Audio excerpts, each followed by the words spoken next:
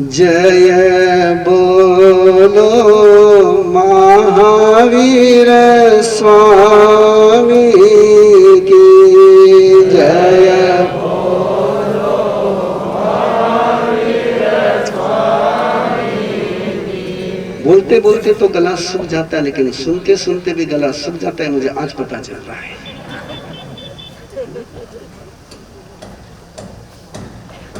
जय बोलो महावीर स्वामी की जय बोलो महावीर स्वामी। ये भी पता चला कि इंजेक्शन लगने के बाद गाड़ी जरा अच्छी दौड़ती है, अच्छा लगा। यानी पता चल जाए ना कि सेल्फ स्टार्टेड है कि धक्का मारो स्टार्टेड है, तो अच्छा लगता है। जय बोलो महावीर स्वामी की जय बोलो महावीर स्वामी की। घट घट के अंतर्यामी की घट घट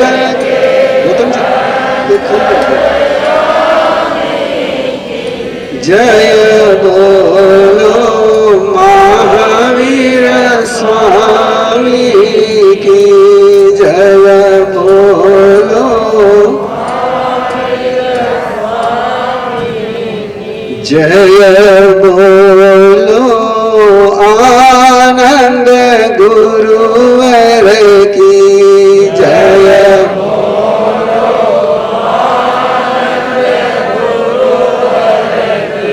भक्तों के तारण हारे की भक्तों के तारण हारे जय बोलो आनंद गुरुवर की जय बोलो।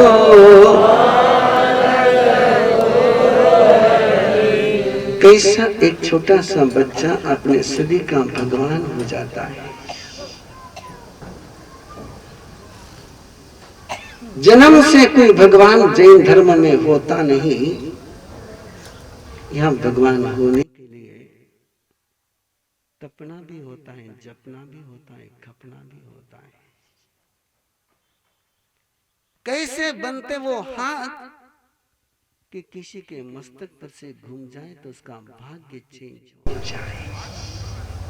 ये ऐसे हाथ जन्म से नहीं होते हैं। कैसे बनते वो चरण कि जिन पर मत्था टेकने के बाद और कहीं मत्था टेकने की तमन्ना ही नहीं रहती।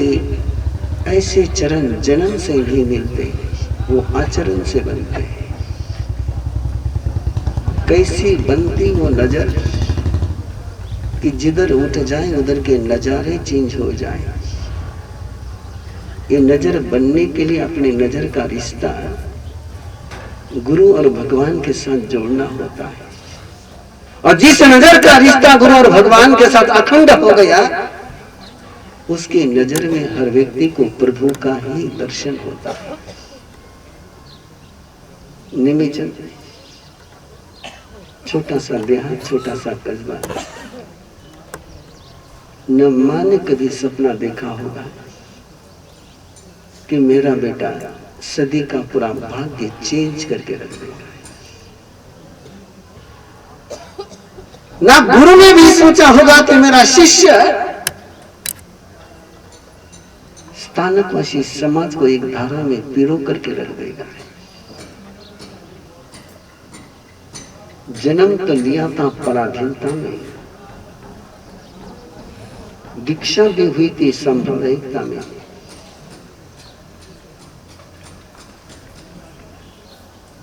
न थी कोई सुविधा, न थी कोई राह, फिर भी चरण ऐसे पाए कि चरण ऐसे बन गए कि जिस राह पर चल गए वो राजमार्ग हो गया। ऐसे चरणों का स्मृति दिवस है। ऐसे हाथ इस मस्तक से जुदा होने को आज 30 साल हो गए। जिसको मां की कृपा मिली और मां की कृपा से गुरु की शरण मिली, कोई पत्थर नहीं जानता कि मैं मूर्ति बन सकता हूं। किसी पत्थर की तमन्ना नहीं होती है मूर्ति बनने की, और कोई पत्थर कभी शिल्पकार को चुनने के लिए नहीं जाता है। किसी पत्थर ने कभी मूर्तिकार की खोज की यात्रा नहीं करी है। वो नासमझ होते हैं लोग जो कहते हैं कि पानी पीजिए छानकर गुरु कीजिए जानकर। नादान लोग हैं। ये जीवन पत्थर जैसा है जब तक गुरु नहीं मिलता है, और पत्थर कभी गुरु की तलाश नहीं करता है। गुरु ही पत्थर की तलाश करता है। मूर्तिकार ही पत्थर को चुनता है। एक पत्थर की मूर्ति बनाना आसान है, एक पत्थर की मूर्ति बनाना आसान है, एक इंसान को घड़ना बहुत मुश्किल है। कि पत्थर की जब मूर्ति बनाता है मूर्तिकार, तो पत्थर विरोध नहीं करता है, पत्थर सजेशन नहीं देता है, पत्थर के अपने कोई सपने नहीं होते हैं। मूर्तिकार को जो करना है ऐसा समर्पण करने वाला कोई व्यक्ति हो जाए तो गुरु जैसा बनाना चाहता वैसा जीवन बन जाता। और सबसे मुश्किल काम है जिंदगी में गुरु के अनुशासन में लेना है। प्रभु की भक्ति आसान है, प्रभु की भक्ति आसान है कि प्रभु आशीर्वाद देते हैं। गुरु की भक्ति बहुत मुश्किल है कि गुरु अनुशासन देता है। और मुझे नहीं लगता है कि आप में से किसी को भी अनुशासन प्रिय लगता होगा। कि अनुशासन का मीनिंग ही होता है निरंतर कान मरोड़ते चले जाते हैं। अनुशासन का मीनिंग ही होता है कि तेरी इच्छा तेरी जिंदगी में नहीं चलेगी, तेरी इच्छा कोई पूरी नहीं होगी। तू तेरी इच्छा से जीना चाहेगा तो गुरु का आशीर्वाद और गुरु का अनुशासन व्यर्थ हो जाएगा। दीक्षा हुई थी 13 साल की उम्र में। उस जमाने की बात है कि हलवाइयों की दुकानें कम थी, होटल कम थे, घर में भी मिठाई कभी कभार बनती थी, इसलिए डायबिटीज के पेशेंट भी कम होते थे। कभी कभार मिठाई गोचरी में आती थी। गुरु और शिष्य दोनों ही थे। एक बार गोचरी में मिठाई आई और गुरु ने सबसे पहले अपने प्यारे चेले को मिठाई दी। गुरु ने दिया, मुंह में रखा, गले के नीचे उतरे, उसके पहले गुरु का हंटर आ गया। आनंद, हम ऐसा नहीं खाते थे, ना निगलते बने ना उगलते बने। मैंने मांगा नहीं, बिन मांगे आपने दिया। कोई रखने के लिए दिया कि खाने के लिए दिया है, लेकिन पूछ नहीं सकते थे। रतन ऋषि जी महाराज साहब के सामने शिष्य क्वेश्चन कर नहीं सकता था। मैंने कल ही जिक्र किया था कि रतन ऋषि जी महाराज साहब का अनुशासन, उसके सामने हिटलर भी फीका है। कल्पना करो आप, 14 साल का बच्चा, गुरु ने मिठाई दी है, मुंह में रखी है और स्वाद ले, उसके पहले ऊपर से आवाज आई, हम ऐसा नहीं खाते थे। कभी आपके साथ ऐसा हो जाए तो क्या करोगे?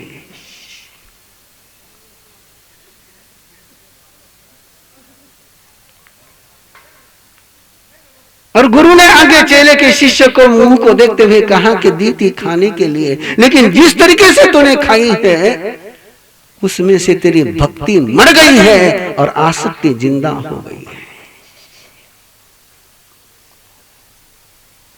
और गुरु का काम होता है कि शिष्य के अंदर की आसक्ति को मार दे और भक्ति को जिंदा करता चला जाए।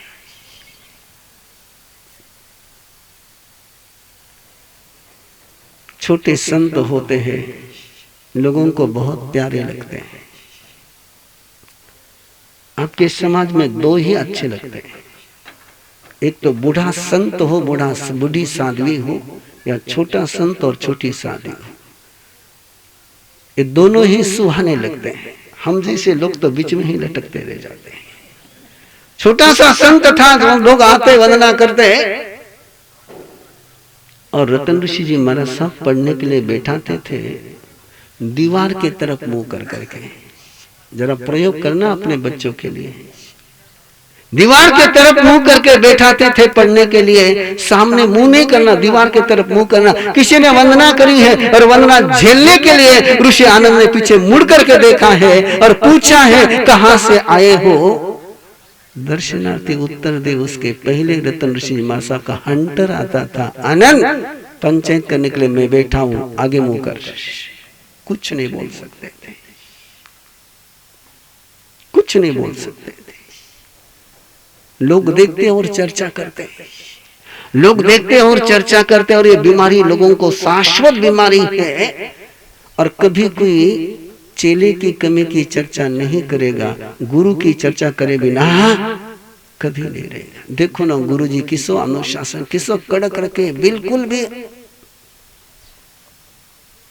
किसो बच्चा जब तो होशियार है, कितना कठोर है।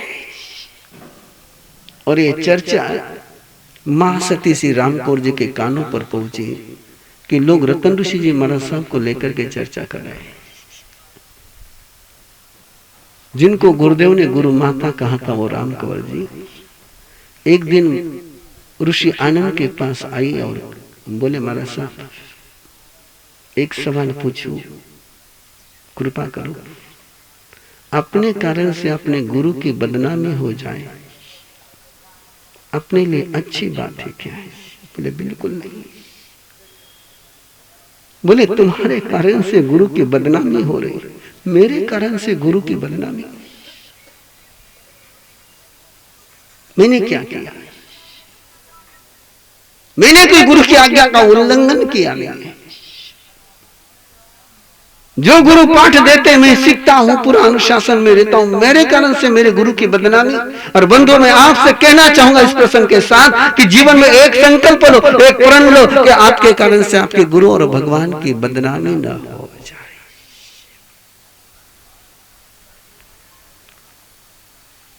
उस पुत्र को और उस शिष्य को जीने का हक नहीं है।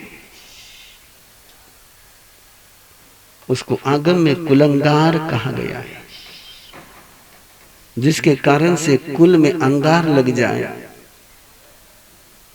कुल की बदनामी हो जाए, माँ बाप को पछतावा हो जाए जन्म दे करके, और गुरु को पछतावा हो जाए दीक्षा दे करके। महासती जी ने कहा कि गुरुदेव आपको अनुशासन करते हैं, आपके भले के लिए कि बुरे के लिए? बोले मैंने कब कुछ बोला? बोलते नहीं हो लेकिन चेहरा तुम्हारा उतर जाता है। ऐसा होता है ना? होता है नहीं होता है? बोलते नहीं है लेकिन चेहरा उदास हो जाता है, और तुम्हारा चेहरा उदास देख करके लोग तुम्हारे गुरु की चर्चा करते हैं, तुम्हारी नहीं करते हैं।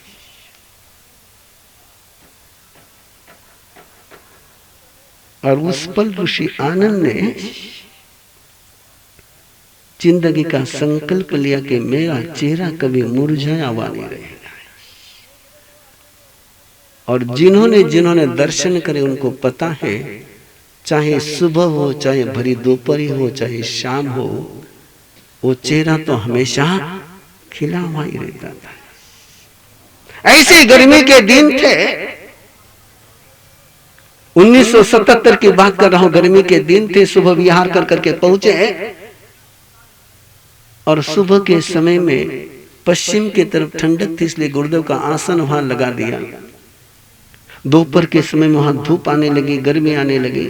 निवेदन किया कि गुरुदेव थोड़ा सा इधर विराजिए, आपका आसन उधर ठंडक है, उधर हवा है, उधर लगा लेते हैं।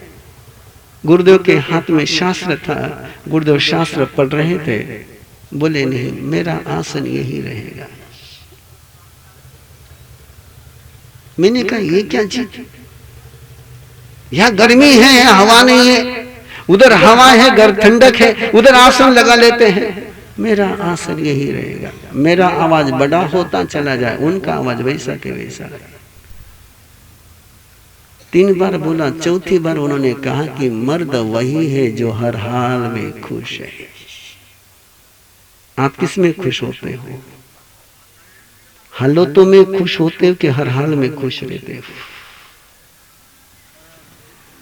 ये पुण्य स्मृति दिवस गीत गाने के लिए नहीं या उनकी प्रशंसा करने के लिए नहीं, तो उन चरित्र मूल्यों की चर्चा करने के लिए होता है कि वो चरित्र मेरे अंदर आ जाए, वो चरित्र तुम्हारे अंदर आ जाए, वो जीवन का रास्ता तुम्हें और मुझे भी मिल जाए, जिस रास्तों से चल करके वो वंदनीय बन गए। हर हाल में जो खुश हो जाए, उसके जिंदगी में कभी आर्त ध्यान और रोग ध्यान हो नहीं सकता है। भीलवाड़ा की नई जनरेशन अभी यहाँ पर है। भीलवाड़ा की पुरानी जनरेशन को पता है, नई जनरेशन को पता नहीं। गुरुदेव का भीलवाड़ा चौमासा हुआ था, और चौमासे के पहले गुरुदेव के बाएं लेफ्ट राइट हैंड मोती ऋषि जी महाराज साहब गुरुदेव पधारे, उसके पहले शांति भवन पधारे हुए थे। स्वास्थ्य उनका अनुकूल नहीं था। गुरुदेव शायद कोटड़ी से कहीं तरफ भीलवाड़ा की तरफ पधार रहे थे, और रात्रि में उनका आयुष्य पूर्ण हो गया। दूसरे दिन कार्यक्रम था, और कुंदन ऋषि महाराज साहब ने गुरुदेव से कहा कि हम जाते हैं। गुरुदेव ने कहा किस लिए जाते हैं? बोले मोती ऋषि जी महाराज साहब को देखने के लिए, दर्शन करने के लिए। बोले आत्मा चले गई, मुर्दे के दर्शन संत करते नहीं। अपने शिष्य के लिए बात थी। वे मोती ऋषि महाराज साहब 1962 में घोटकपुर चतुर्मास में रात्रि के समय में पैरालिसिस का अटैक आया। डॉक्टर चेक करने के लिए आए, चेकअप चलता रहा, गुरुदेव ने रोका नहीं। और जैसे डॉक्टर ने इंजेक्शन देने की तैयारी करी, गुरुदेव ने कहा कि इंजेक्शन आप दे नहीं सकते। डॉक्टर ने कहा तो मैं उन्हें मारवा मांगो छो। गुरुदेव ने कहा हम किसी को मारना नहीं चाहते। बोले इंजेक्शन नहीं देंगे तो हालत क्या हो जाएगी? छोड़ दो अनिल जी, अभी मुझे कुछ नहीं चाहिए।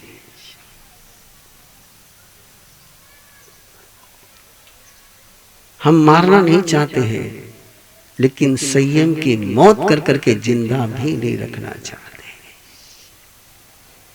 इंजेक्शन दिया न जा सका।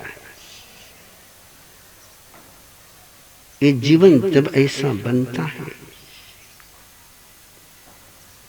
अध्ययन चल रहा था, शिक्षण चल रहा था, और उस समय अध्ययन सहज नहीं था। अब तो सुविधाएं बहुत थी। उस समय पढ़ाने वाले मिलते नहीं थे, और महाराष्ट्र में ब्राह्मण लोग जैनी को पढ़ाना पाप समझते थे। वो जैनी को नास्तिक कहते थे, और नास्तिक को पढ़ाने में पाप लगता है, इसलिए जैनी को पढ़ाते नहीं थे। उत्तरी भारत से पंडित जी पढ़ाने के लिए आए। छोटी सी उम्र है, 16-17 साल की उम्र है, और व्याकरण में मन लगना बहुत मुश्किल है। एक दिन गुरुदेव से ऋषि आनंद ने निवेदन किया कि गुरुदेव आप आगम सिखा दीजिए, थोकड़े सिखा दीजिए। अपन तो साधु बने हैं, संयम के लिए तो आगम का ज्ञान जरूरी है, थोकड़े का ज्ञान जरूरी है। ये व्याकरण सीख करके क्या अपना संयम का कल्याण होगा? गुरु समझ गए कि शिष्य पढ़ने से बोर हो रहा है। गुरु कितना शिल्पकार होता है। जब देखता है कि मेरा अनुशासन काम में नहीं आएगा, तो और किसी से अनुशासन कराने की तैयारी रखता है। नानचंद जी दुग्गड़ घोड़ नदी वाले जो उनके शिक्षण की व्यवस्था कर रहे थे, वो दर्शन के लिए आए।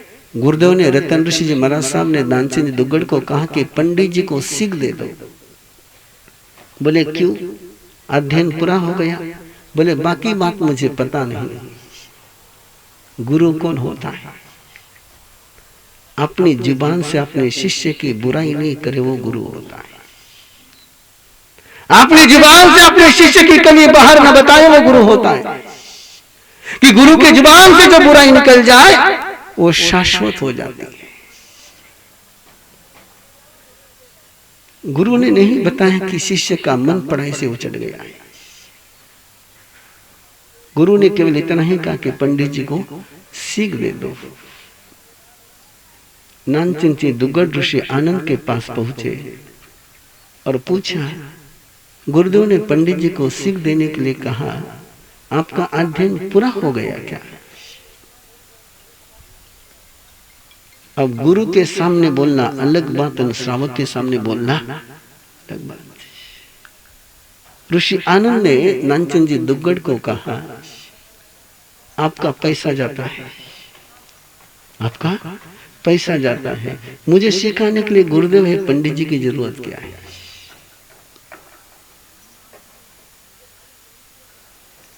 वो श्रावक धन्य, वो श्रावक आखिरी समय तक गुरुदेव नानचंद जी दुग्गड़ को भूल नहीं पाए। जिंदगी में कई बार ऐसे मोड़ आते हैं कि जहां पांव फिसल करके खाई में आदमी चला जा सकता है। उस समय संभालने वाला कोई हाथ मिल जाए तो शिखर पर पहुंचता है।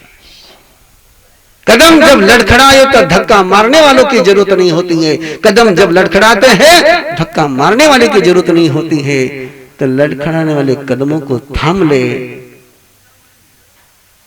उस हाथ की जरूरत होती है। वो हाथ हम बने किसी के लिए भी। नानचंद जी दुग्गड़ ने कहा कि छोटे महाराज साहब, मेरे पैसे की चिंता है आपको, कल मेरे बिजनेस में लॉस हो जाएगा, आप क्या करोगे? कल कोई मेरा उधारी डुबो के चला जाएगा, आप क्या करोगे? ऋषि आनंद चुप। और नानचंद जी दुग्गड़ ने पूछा कि कितना अध्ययन करते हो? बोले 10 सूत्र रोज की याद करता हूं। और दुग्गड़ जी ने कहा कि महाराज साहब, तुम्हारा सौभाग्य कि तुम्हें ऐसे गुरु मिले कि जो ज्ञान उनको नहीं है वो ज्ञान तुमको दे रहे हैं। शब्द ध्यान से लेना। जो गुरु को नहीं आता वो शिष्य को सिखा रहे हैं। ऐसा गुरु मिलना बहुत मुश्किल है। तुम एक सूत्र भी याद करोगे तो मेरे पैसे कई गुना वसूल हो जाएंगे। और फिर गुरुदेव ने पीछे मुड़ करके नहीं देखा। अनुशासन में जीवन ऐसा ढला, ऐसा ढला, ऐसा ढला, ऐसा ढला, ऐसा ढला कि 27 साल की उम्र में रतन ऋषि जी महाराज साहब, जिसमें गुरुदेव 27 साल की उम्र के थे केवल, और उस समय रतन ऋषि जी महाराज साहब का स्वर्गवास हो गया। लेकिन 14 साल में जो ढला, 14 साल में जो ढला कि गुरुदेव जिंदगी में कभी निढाल हुए ही नहीं, निहाल ही होते चले गए। अनुशासन की और एक दो बात कर करके आगे बढ़ूं। संत शिष्य होशियार हो गया, पढ़ने के लिए, पढ़ाने के लिए, व्याख्यान देने के लिए। कंठ था, विद्वत्ता थी, प्रभावशाली वाणी थी। भुसावल में चौराहे पर रात का प्रवचन चल रहा है और रतन ऋषि जी महाराज साहब कभी शिष्य के साथ बैठ करके प्रवचन में बैठते नहीं थे। शिष्य अकेला प्रवचन में जाता था, ये ऊपर बैठ करके प्रवचन सुनते थे। एक दिन प्रवचन हो गया, रात का प्रवचन, और प्रवचन के बाद लोग दर्शन से लाइन में आ रहे हैं, लाइन में दर्शन के लिए आ रहे हैं। एक माहेश्वरी भाई ने गुरुदेव के दर्शन करते हुए कहा, क्या आपका प्रवचन, मैं तो खुश हो गया। बोले खुश हो गया, आपके प्रवचन सुन करके मेरा दिल प्रसन्न हो गया। ऊपर से आवाज आई, आनंद व्याख्यान हो गया है।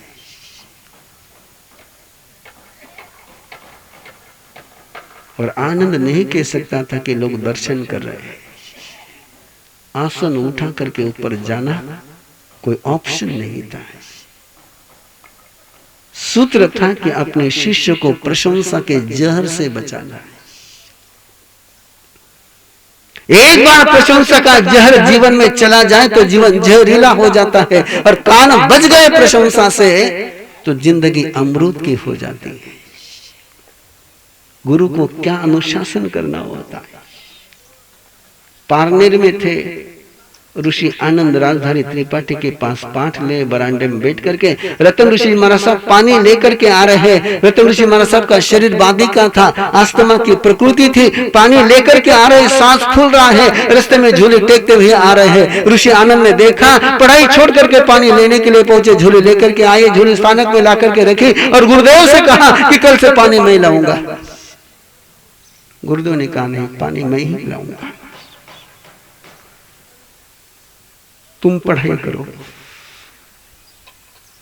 बोले पानी लाने के लिए 10 मिनट नहीं लगते, 10 मिनट में क्या होगा? बोले नहीं, पानी मैं ही लाऊंगा, तुमने केवल पढ़ना ही पढ़ना है। गुरु कैसा होता? हिंगन घाट चतुर्मास चल रहा था, छोटे संत का अध्ययन चल रहा था। एक दिन एक श्रावक ने जाकर के रतन ऋषि महाराज साहब से अंधियारे में निवेदन किया कि चेले को ज्यादा पढ़ाओ मत, चेले को ज्यादा होशियार मत करो, आपके पास चेला पहले ही टिकता नहीं है और ये ज्यादा होशियार हो जाएगा, इसको उड़ना आ जाएगा, उड़ करके चला जाएगा, तुम फिर अकेले हो जाओगे। अंदर में ऋषि आनंद सुन रहा है गुरुदेव क्या उत्तर देते, और गुरुदेव ने श्रावक को उत्तर दिया, उड़ जाएगा तो उसका नीति, उसका कैरेक्टर, वो मेरा गुलाम बन करके रह जाए, इसलिए मैं नहीं सिखा रहा हूं। सिखाना मेरा दायित्व है, मैं सिखाऊंगा, उसको उड़ना है तो उसका सोच। एक कलेजा जिसके पास होता है वो गुरु बनता है। 14 साल में ऐसा घड़ा, ऐसा घड़ा, ऐसा घड़ा कि बिगाड़ने वाले कितने ही वायरस जिंदगी में आए, लेकिन किसी वायरस का इन्फेक्शन हुआ ही नहीं। ये तो आपको भी पता है, मुझे भी पता है कि यहाँ टॉनिक कम मिलता है, टॉक्सिन ज्यादा मिलता है। यहाँ वैक्सीन कब मिलती है, वायरस ज्यादा मिलते हैं। कि वैक्सीन को तो खोजना पड़ता है और वायरस तो, और ऐसे वायरस से बचाने वाले गुरु। समाज तो बिखरा हुआ था, संप्रदाय में भी एकता नहीं थी, ऋषि संप्रदाय में भी एकता नहीं थी, कोई किसी से बात नहीं करता था और उस कारण से प्रतिभा की कदर नहीं थी। लोढ़ा जी हिंगन घाट के श्रावक रतन ऋषि महाराज साहब का स्वर्गवास होने के बाद जब देखा कि समाज को इस संत की कीमत नहीं, कदर नहीं है, इसकी प्रतिभा का यहाँ कोई मूल्यांकन नहीं है, और भक्ति पूर्वक निवेदन किया कि गुरुदेव यहाँ आपकी कदर होने वाली नहीं है, आप मेरे साथ चलो, मेरे संग में आपको आचार्य बना देता हूं। 28 साल की उम्र में प्रपोजल है और ऋषि आनंद ने जवाब दिया कि मुझे आचार्य नहीं बनना है, मेरे गुरु ने मुझे साधु बनाया है, मैं जिंदगी भर साधु रह जाऊं, इतना मुझे पर्याप्त है। यूं नहीं बनता जीवन वंदनीय, लंबी यात्रा है, 92 ईयर की यात्रा है, 80 साल की यात्रा है। बस कल्पना करते चले जाओ कि उस समय का अपना स्थानकवासी समाज किस प्रकार के संप्रदाय के टुकड़ों टुकड़ों में, और संप्रदाय में भी कितने झगड़े चलते थे। कोई उम्मीद नहीं थी संघ बन जाए, लेकिन संघ बनने के पहले 1932 में प्रसिद्ध वक्ता श्री चोथमल जी महाराज साहब महाराष्ट्र पधारे। उस समय ऋषि आनंद की उम्र 32 साल की और दिवाकर जी महाराज साहब तो तपता हुआ सूरज। मनमान में दर्शन करे और दिवाकर जी महाराज साहब ने ऋषि आनंद को देख करके उपाध्याय श्री प्यारचंद जी महाराज साहब को कहा कि भविष्य में स्थानकवासी समाज का संगठन होगा। दिवाकर जी के शब्द जो उपाध्याय श्री केवल मुनि जी महाराज साहब ने 13 फरवरी 1975 को भरी अमृत महोत्सव की सभा में कहे थे कि भविष्य में स्थानकवासी समाज का संगठन होगा। जब भी संघ बनेगा आचार्य ऋषि आनंद को बनाना है। कल्पना करो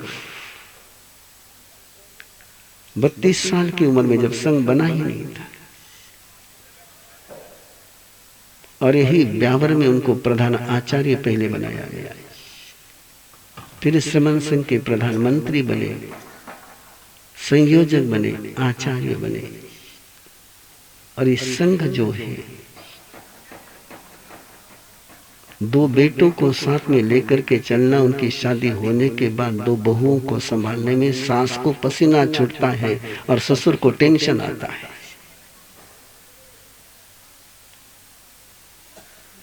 ऐसे समय में इतने सारे संप्रदायों के साधु साधियों को साथ में लेकर के चलना और किसी को शिकायत का मौका नहीं देना,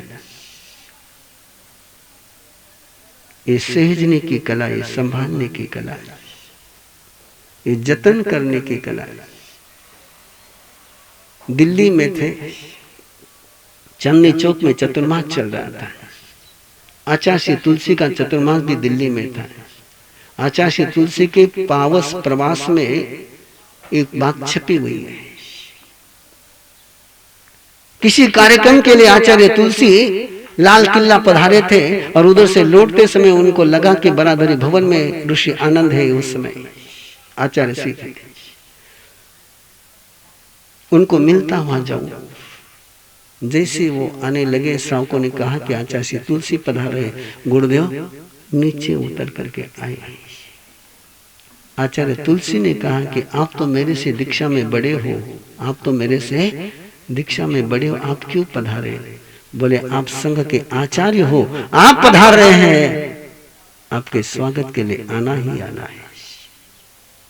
आधा घंटा बैठ करके बात करी और वहां से धर्म सभा में पहुंचे आचार्य श्री तुलसी और उस धर्म सभा का प्रवचन छपा हुआ है। उस धर्म सभा में आचार्य तुलसी ने कहा कि ऋषि आनंद जैसे सारे जैनाचार्य हो जाए तो जैन समाज में एकता एक दिन में हो जाएगी। यही 28 मार्च 2004 इंदौर में संपन्न हो रहा था और उस समय आचार्य महाप्रज्ञ का प्रवास इंदौर चल रहा था। उनके अपने कार्यक्रम बिल्कुल टाइट होते हैं, शेड्यूल पक्का होता है। उनके कार्यक्रम चल रहे थे, हमने कोई आमंत्रण नहीं दिया और ऐसे भी मैं थोड़ा सा बच के ही रहता हूं। उनकी ओर से समाचार आए, शैलेश जी निंजा जो हमारे साथ भी जुड़े हुए उधर भी तेरापंथी में है, उनके साथ समाचार आए कि मैं 28 मार्च के आचार्य भगवंत के स्मृति दिवस के कार्यक्रम में सहभागी होना चाहता। बात मेरे पास आई, संग विनंती के लिए गया, पधारे हो। 1 घंटा बोलते रहे, कुछ शब्द आपके पास पहुंचाऊं। ऐसी मूर्त फिर नहीं देखी। यहां से उन्होंने बात शुरू करी थी। ऐसी मूर्त फिर ना देखी। जब भी किसी पेपर में उनका चित्र देखता तो उनके चरित्र का स्मरण हो आता था। ये आचार्य महाप्रज्ञ 1 घंटे तक उनके गीत गाते रहे। आचार्य राजेश्वरीश्वर जी महाराज साहब बेंगलोर में धर्म सभा में पधारे, जन्मदिन की धर्म सभा में पधारे, अपना कार्यक्रम छोड़ करके पधारे और जब प्रवचन शुरू किया तो उन्होंने ओम आनंद गुरुवे नमः का धुन लगाई उन्होंने स्वयं ने। और बाद में बोलते हुए बोले, बेंगलोर और यहाँ बैठे हुए रमेश जी घेवचंद जी बैठे, उनको पता है कि उस धर्म सभा में उन्होंने कहा कि मेरे जिंदगी में वे पल अमृत के हैं जिनको मैं कभी भूल नहीं सकता हूं, जो मेरे उन गुरुदेव के चरणों में बीते। मेरा समय बहुत हो गया है, मैं मुझे पता है आप भी सुनने के लिए तैयार हो, मैं भी बोलने के लिए तैयार हूं, लेकिन मेरी अंदर की स्थिति कुछ और होती जा रही है। वो स्थिति बिगड़े उसके पहले मैं आपसे विदा लेना चाहूंगा। और ये लंबी यात्रा नन्हे कदमों से पूरे देश को नापा। चले तब दो थे, संग बना, संग का संचालन किया, आजाद शत्रु बने। लोकमान्य संत वरिष्ठ प्रवर्तक श्री रूपचंद जी महाराज साहब के ये शब्द है कि सम्राट आप किसी को भी कह लो, लेकिन आचार्य सम्राट बोलने के बाद एक ही चेहरा उभर करके आता है। ये संजोना, ये लोगों के दिल में जगह बनाना। और महासती जी बहुत अच्छी तरह से जानते हैं। मैंने तो उनके पास, हम तो बुढ़ापे की संतान है, हमारा दीक्षा ही उनकी उम्र 74 की थी तब हुई है। लेकिन महासती जी जानते हैं कि गुरुदेव ने कभी ऑर्डर और आदेश की भाषा में बात नहीं कही। साध्वी जी भी दर्शन करे, वंदना करे तो हाथ जोड़ करके उनको साता पूछने वाला आचार्य वही था। कृपा आपकी, ये शब्द गुरुदेव के हुआ करते थे। किसके लिए? छोटे साधु संतों के लिए। जब डोली का प्रवास में कुछ मेरे कंट्रोल के बाहर हो जाए तो समझ करके लेना बात को। डोली शुरू हुई, डोले लेकर के चलते थे। जब ठिकाने पर डोली पहुंचती थी तो गुरुदेव हमारे कंधे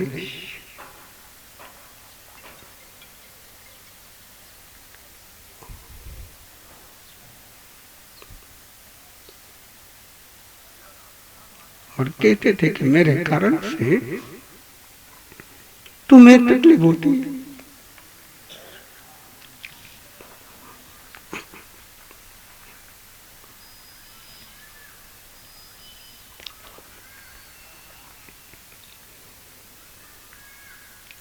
उत्तरी भारत की यात्रा करके महाराष्ट्र की ओर पधार रहे थे। बैतूल के आगे कदम बढ़ चुके थे। एक छोटे से गांव में विराजमान थे। भगत ऋषि जी महाराज साहब का सर दर्द करने लगे।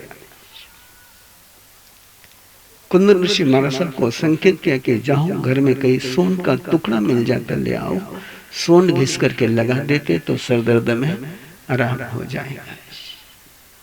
कुंदन ऋषि महाराज साहब गए और खाली हाथ लौट करके आए। गुरुदेव ने पूछा क्या हुआ? बोले महाराज साहब, गुरुदेव घरों की हालत बहुत नाजुक है, घर में सोन का टुकड़ा नहीं है। 2 दिन के बाद चंद्रभान जी डाकलिया, संचालन जी बाफना, महाराष्ट्र का पूरा प्रतिनिधि मंडल पहुंचा कि आप महाराष्ट्र में 14 सालों के बाद पधार रहे हो, आपका महाराष्ट्र की तरफ से दिव्य स्वागत और अभिनंदन करना है। आप गए तब संत के रूप में थे, आए तब आचार्य भगवान के रूप में हो। महाराष्ट्र को अपने लाडले पर नाज है, स्वागत और अभिनंदन करना है। गुरुदेव ने सारा सुना और कहा कि मेरा स्वागत और अभिनंदन नहीं हो सकता है, नहीं करना है। इतने दृढ़ निश्चय के शब्दों में गुरुदेव के शब्द सुनकर के डाकलिया जी उनके बहुत नजीक के थे, उनका क्यों नहीं करना। और तब गुरुदेव ने कहा जिस धर्म संघ के श्रावक के घर की हालत ये हो, जिस धर्म संघ के श्रावक के घर की हालत ये हो कि सोन का टुकड़ा भी न मिले, उस धर्म संघ का गुरु यदि स्वागत और अभिनंदन कराता है तो गुनाह है। पहले उन घरों को संभालो और उन घरों को संभालना, यही मेरा स्वागत है, यही मेरा अभिनंदन है। और उसी में से अनंत फाउंडेशन का जन्म हो गया। बात तो बहुत लंबी जा सकती है। आप मेरी मजबूरी का एहसास करें कि 8 दिन की बात आधा घंटे में 1 घंटे में पूरा करना है। और जहां मधुमक्खी का छत्ता छिड़ जाता है, एक बार वो स्मृतियां शुरू हो गई तो फिर उनको संभालना बहुत मुश्किल जाता है। लंबी यात्रा कर करके महाराष्ट्र पधारे, सारा चरित्र तो आपको पता ही है। 91 की एक बात आपसे कहूं, उस समय गुरुदेव अपनी समाधि में तल्लीन थे, बोलते कम थे, देखते कम थे, आंख कम खोलते थे, अंदर की दुनिया में डूब गए थे। बहुत मुश्किल से हमारे मस्तक पर हाथ आता था, बहुत मुश्किल से, कभी 15-20 दिन में से हाथ एक बार आता था। वंदना करते थे लेकिन हाथ वो उठाते नहीं थे। रात्रि का समय 10 सवा 10 बजे का समय, हम लोग बाहर बैठे हुए और 2 जवान आए और सीधे अंदर चले गए। और बाहर आए तो रोते रोते आए, आंसू बहाते हुए बाहर आए। पूछा उनसे क्या हुआ। एक भाई तो बोल ही नहीं पा रहा था, दूसरे भाई ने अपने आंसुओं को रोक करके कहा कि मां साहब हम सदर बाजार दिल्ली से आ रहे हैं। मैंने क्या हुआ? बोले ये इपको लगाता है, टोबैको पेस्ट, तंबाकू की पेस्ट आती है ना, ये लगाता है। एक दिन में 2 पेस्ट लगती है, हर 10 मिनट में रगड़ता है। वहां से चले तब एक संकल्प मन में लिया था, सुना था कि गुरुदेव किसी के सिर पर हाथ नहीं रखते हैं, और प्रण करके चला था कि गुरुदेव ने भी मेरे मस्तक पर हाथ रखा तो इसको छोड़ दूंगा। और इसने खोले में माथा रखा और गुरुदेव ने हाथ रखा। न जाने कौन सी भाषा वो सुनते थे, कहां से सुनते थे, कैसे सुनते थे। मैंने कल बात करी थी कि मां ने मंगल पाठ के प्रति आस्था का बीज बोया। उसके तो बहुत प्रसंग है, लेकिन एक प्रसंग दिए बिना स्वयं को रोक नहीं पा रहा हूं। चतुर्मास घोड़ नदी का 75 का गुरुदेव एक छोटा सा बना हुआ कमरा, और उस कमरे में मैं, आदर्शी मारसा, भगत जी मारसा और गुरुदेव। दोपहर का समय, गुरुदेव लेटे हुए हैं, हम दोनों वहां बैठे हुए हैं, और गुरुदेव अचानक उठ करके बैठ गए और मंगल पाठ सुनाने लगे। हमने मंगल पाठ सुना और फिर पूछा, गुरुदेव किसको मंगलिक सुना रहे थे? बोले जो सुनना चाहता था उसको सुना दिया। अब वहां बैठे हुए तो हम कुछ सुनना चाहते नहीं थे, लेकिन मेरी खोपड़ी ज्यादा चल रही है। मैंने सोचा कि शायद कोई बाहर होगा, दरवाजा खोल करके बाहर आया, बाहर कोई नहीं। हॉल का दरवाजा खोल करके बाहर दरवाजे पहुंचा गेट पर, तो वहां देखा कि हुकुम चंद जी बाफना सातारा वाले पूरे परिवार के साथ मत्था टेक करके रवाना हो रहे। मैंने क्या बात है? बोले गुरुदेव के दर्शन करने थे, गुरुदेव का मंगल पाठ सुनना था, लेकिन गुरुदेव का विश्रांति का समय मंगल पाठ मिल नहीं सकता, इसलिए यहीं पर मत्था टेका और मंगल पाठ मांगा है। पता नहीं कौन से कान थे उनके पास सुनने के, और कौन सी जुबान थी जो वचन वरदान बन जाते थे। ये लंबी यात्रा चली, किसी ने सोचा नहीं। और आज 28 मार्च,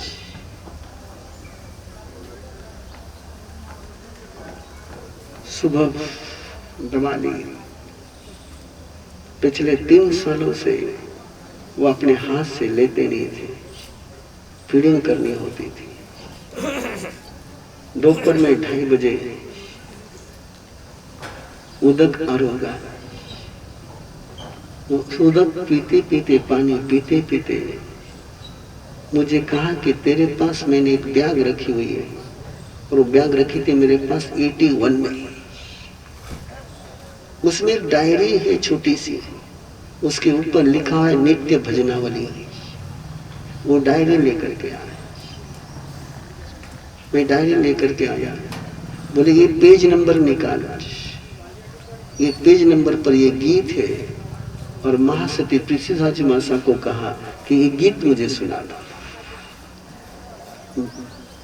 मेरे पास बैग 81 में डायरी छोटी सी, पेज नंबर, ये मेमोरी कब की है? 92 की आखिरी दिन की मेमोरी है। ये गीत सुना और गीत सुन करके स्वाध्याय के लिए समर्पित हो गए। स्वाध्याय चल रहा है, स्वाध्याय चल रहा है। वो ज्ञान योगी थे, वो ध्यान योगी थे, वो संग योगी थे। और वो स्वाध्याय चलते चलते चलते ही पहुंच गए। क्या हुआ कि ना मुश्किल है, कैसे हुआ बयान करना और मुश्किल है।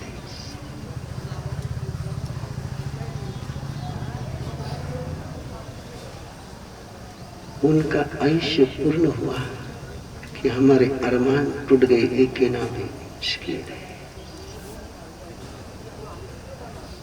लेकिन जो कि त्यों धर देने चल रही, जिस मुस्कान के साथ संयम लिया था वो मुस्कान आखिरी पल तक बरकरार रखी। श्रद्धे बने, श्रद्धा के राह से चले, कभी किसी को संशय की नजर से देखा ही नहीं। जिस किसी को देखा केवल श्रद्धा की नजर से ही देखा, कभी किसी को अनादर की नजर से देखा ही नहीं। शब्द उनके मुंह से निकल जाए और चारण का चेहरा खिले नहीं तो वो आनंद वाणी ही नहीं। वो मंगल बोले और मंगल न हो ऐसा संभव ही नहीं। ये जीवन उन्होंने जिया, एक संघ का निर्माण किया, एक संघ का संचालन किया, परीक्षा बोर्ड, बहुत सारी बातें हैं। लेकिन आप सभी को बहुत बहुत धन्यवाद कि महासती जी को आपने 5 मिनट नहीं बोलने दिया और अभी शांति से सुनते बैठे हो। 5 मिनट उनको भी सुन लेते तो मुझे भी समाधान देता है और उनको भी लगता कि गुरुदेव के पुण्य स्मृति दिवस पर कुछ बोले। आए वो वहां का जाट का कार्यक्रम छोड़ करके यहाँ पर आया और इसलिए मैं आग्रह कर रहा था उनसे कि आप आए हो, कम से कम 5 मिनट फरमाए। अच्छा लगता, आपको भी अच्छा लगता, मुझे भी अच्छा लगता, उनको भी अच्छा लगता है।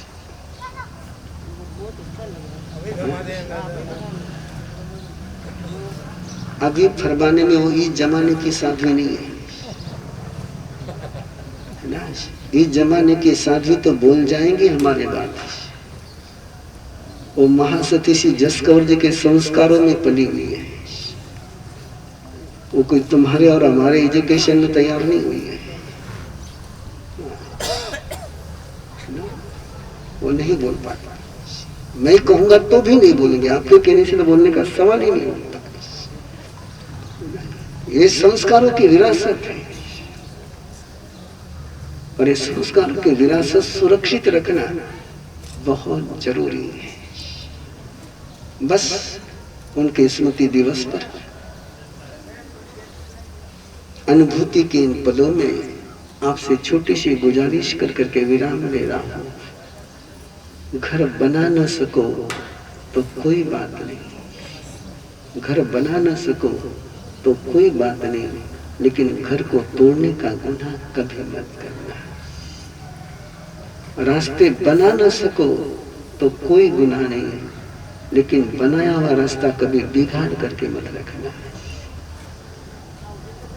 ये संग बनाया गया है,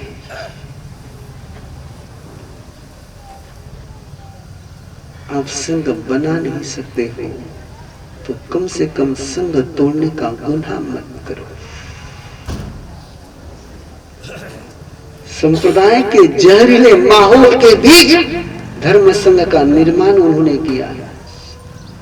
आज के स्मृति दिवस पर इतना तो अनुभूति के साथ संकल्प लो, प्रण करो कि श्रमण संघ संघ रहेगा, उसको संप्रदाय का कोई पौधा,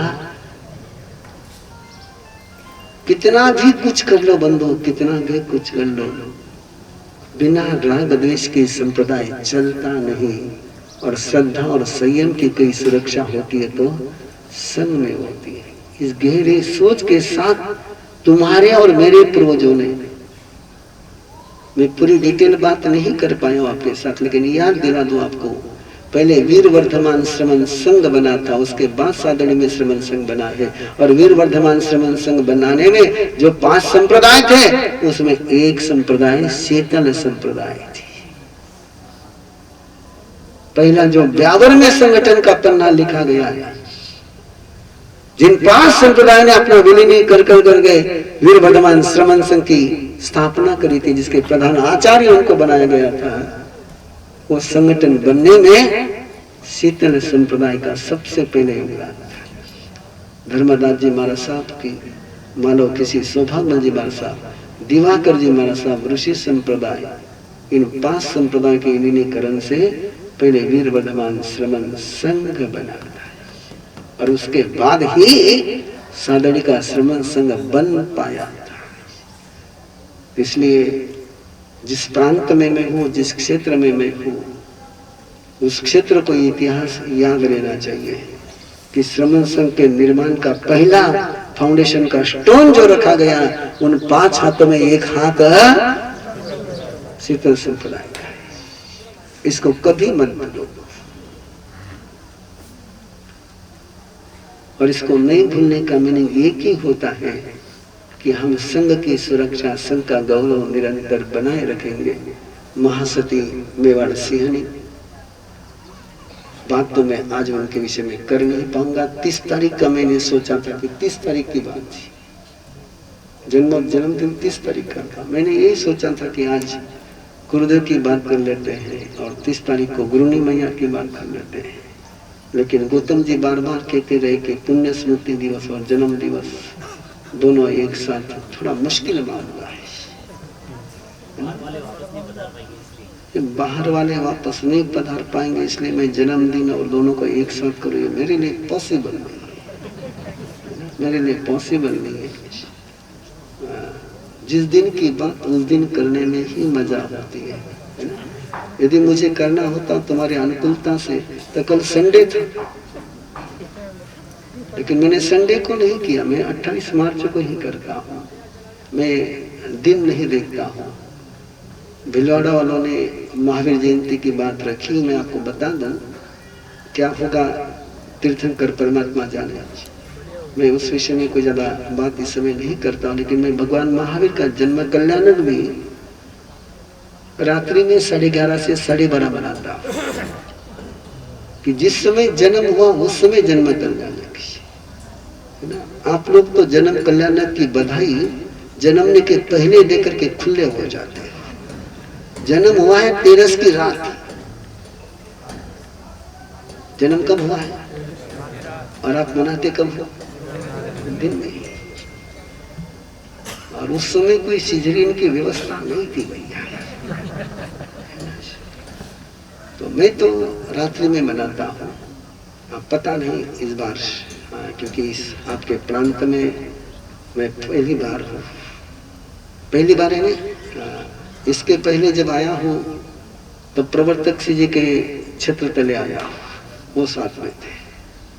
तो जब छत ऊपर होती है ना तो मजा आती है, तपना नहीं पड़ता है, मजा मिलती है।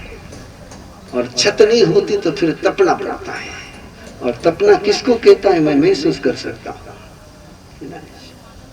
तो वो पहले आया था, उस समय उनके चरणों में था, उनके साथ था। अब पहली बार आ रहा हूँ उस रूप में। बाकी सारी बात समय पर आपके साथ होगी। फिर एक बार उस महापुरुष के पूरे चरित्र को अपने अंदर में जीवंत करें। बन सके तो हुलसा बने, बन सके तो हुलसा बने। मेरा बेटा जिन शासन से दूर न जाए, प्रतिक्रमण सीखने की प्रेरणा माँ ने न दी होती तो आज गीत किसके गाते? बन सको तो माखुल सा बनना, बन सको तो रतन ऋषि महाराज साहब जैसा अनुशास्ता बनना, नहीं वो भी बन सको तो कम से कम नानचंद जी दुकड़ जैसा श्रावक तो जरूर बनना, संभालने वाला श्रावक जरूर बनना। आज उनके स्मृति दिवस पर अहमदनगर में विशाल कार्यक्रम होता है। गांव गांव से दिंडियां आती है, एक अलग माहौल होता है। आपने भी यहाँ पर बहुत अच्छा अवसर दिया, आपके बीच बात करने के लिए मुझे मौका दिया, इसलिए आपके प्रति कृतज्ञता व्यक्त करता हूँ। महासती वृंद की क्षमा मांगता हूँ कि मेरे कारण से उनको भावाभिव्यक्ति में मैंने थोड़े पेशेंस पहले छोड़ दिए। मैं यदि गौतम जी को कुछ नहीं बोलता तो बात पूरी हो जाती। मैंने गौतम जी को बोला और सारा मामला, गौतम जी लगवा लगी मत किया करो। मैंने आपको कहा अपना उधर क्यों पहुंचे? ठीक है, महासती जी की क्षमा याचना आप लोगों के लिए फिर एक बार। उस आस्था के सागर को, उस श्रद्धा के सागर को, उस श्रद्धा के देवता को जिन्होंने केवल श्रद्धा ही श्रद्धा दी और श्रद्धा ही श्रद्धा ली। श्रद्धा देने से श्रद्धा मिलती है, श्रद्धा मांगने से श्रद्धा मिलती नहीं। सम्मान देने से सम्मान मिलता है, सम्मान मांगने से मिलता नहीं। और ऐसा ही जीवन उन्होंने जिया। कभी भी किसी के, मैं पूछना चाहता हूं हर जगह पर कोई भी बता दे कि उन्होंने कभी टेढ़ी नजर से किसी को देखा? सवाल ही नहीं। टेढ़े प्रसंग बहुत आए लेकिन नजर कभी टेढ़ी हुई ही नहीं। जुबान से तो कड़वा शब्द उनके जुबान से निकालना बहुत मुश्किल था। ऐसा साधा उन्होंने अपने, ऐसा साधा कि आज उनके जन्मभूमि में मुस्लिम भी नॉन वेज नहीं खाता। कभी मौका मिले आपको तो नजारा देखने के लिए जन्मभूमि जरूर पहुंचना। 365 दिन 24 घंटे भारत का कोई स्थानक खुला रहता है। शांतिलाल जी देख कर आए ना, 365 दिन 24 घंटे कोई स्थानक खुला रहता है तो चिचुंडी का गुरुदेव का स्थानक है। और जहां मत्था टेकने वाले 24 घंटे लोग रहते हैं।